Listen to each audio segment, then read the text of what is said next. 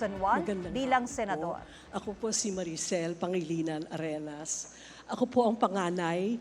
Si Kiko po at si Shawi, pangkasalukuyan pong nag-attend ng graduation po ng kanilang pangalawang anak po, si Kaki, at nasa Amerika pa po ang pamilya.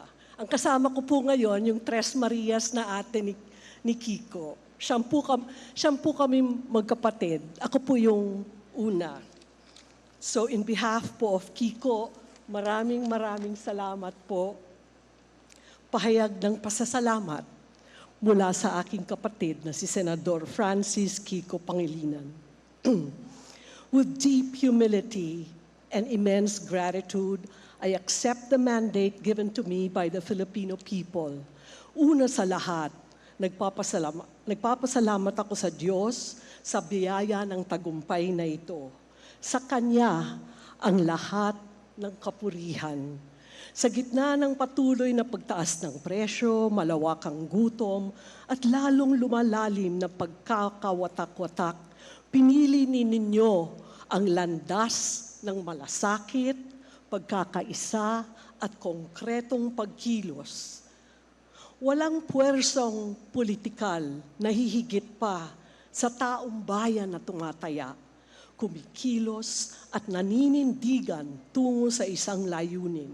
At napatunayan natin muli ito sa ating tagumpay.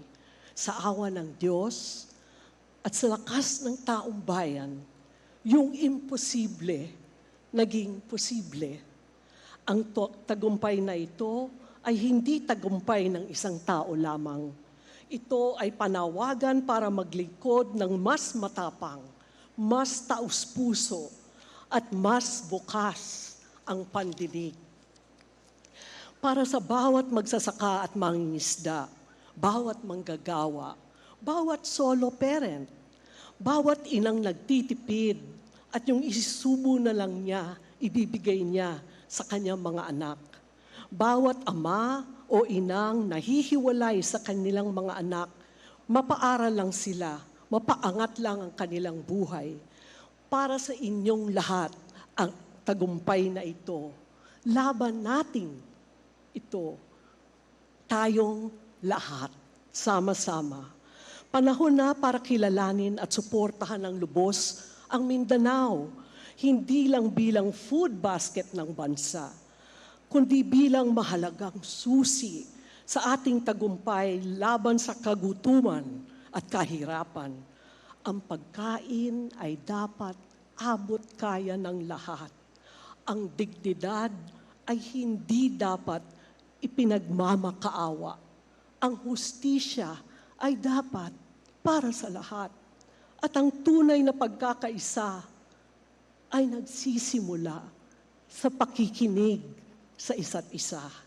Walang kulay ang gutom, walang kulay ang solusyon. Walang hinihintay ang awa. Bumabalik ako sa Senado, hindi lang dala ang mga pangako, kundi ang layunin.